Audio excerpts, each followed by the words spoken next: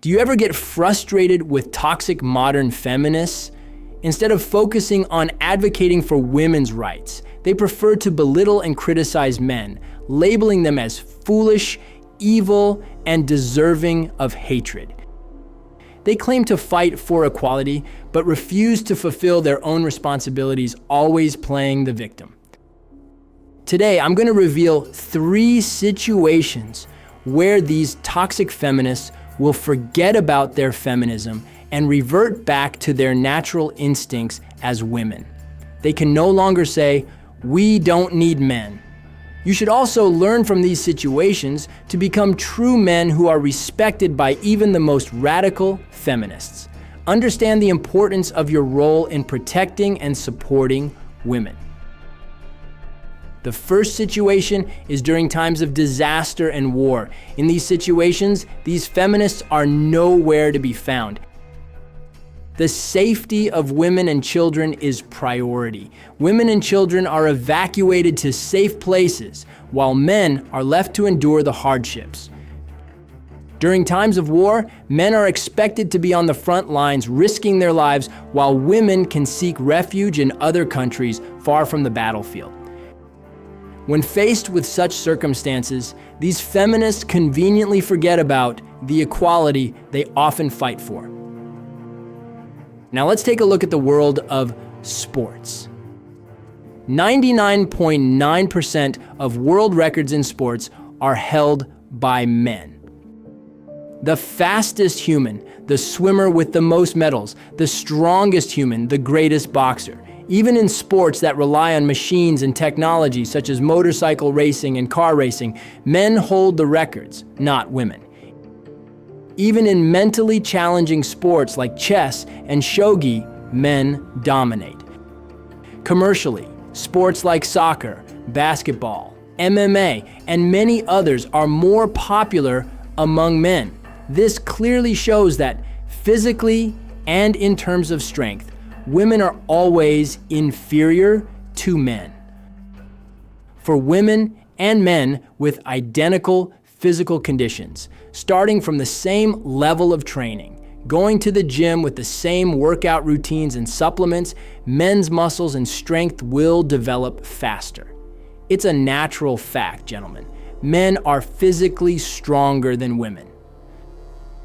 So when someone says that women don't need men, they fail to see this phenomenon. They don't realize that even in terms of physical differences alone, women wouldn't be able to survive without men. Just imagine if all the Uber drivers on the road were women, everyone would be signaling right and turning left, unable to read maps, confused drivers and passengers alike. Just kidding, bro. The point is, human civilization was built by great men, and it wouldn't be able to survive without the contribution of great men. Now let's talk about sex. No matter how radical a feminist may be when it comes to sex, she needs a man to experience pleasure. It's only natural, as she doesn't possess the biological attributes of a man. Especially when it comes to reproduction and having offspring, it's impossible without a man. Feminists cannot deny the fact that they need men to continue the human civilization regardless of their gender identity, whether they identify as rainbow, lesbian, non-binary, and so on. When it comes to discussing the biological facts of reproduction, even with advanced modern technology, there still needs to be a male role in fertilizing the female. They can blame the patriarchal culture all they want, claiming that men have achieved so much because they've been given opportunities while women have been suppressed. They may challenge the status quo, saying it would be better if women were in power. But it's just not possible, bro. Humans are not foolish. It's impossible that throughout thousands of years of human history, this has never been done. If you want real proof, just look at which civilizations have been dominated by women. The Amazonian tribes, even among them, it's only a small tribe called the Yanomami. See, they live in the forest, thousands of years behind in civilization. Do you want all of us to live in the forest like the Yanomami tribe? I don't think so.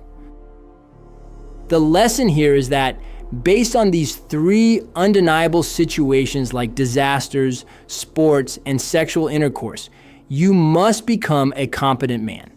Be able to handle crisis and disasters, protect women, be physically strong, and be a leader. Don't claim to be anti-feminist while your own qualities as a man are questionable. Remember, toxic radical feminism was born because of the weakness of modern men who cannot protect women, who cannot carry out their duties as men. Well, don't be weak, indecisive, worship women, or even reward negative behavior from women like showering online donations or idolizing her on OnlyFans. Be a strong man who can protect women. Be a man who respects and values women's rights while also being able to lead, guide, and correct them when they're wrong. I made this video with the intention of promoting understanding, bro, so that women don't develop hatred towards men due to misguided beliefs, and so that men become more aware of their responsibilities and roles in protecting women.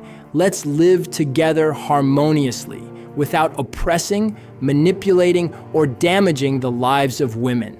Stay strong, bros. You are high-value men.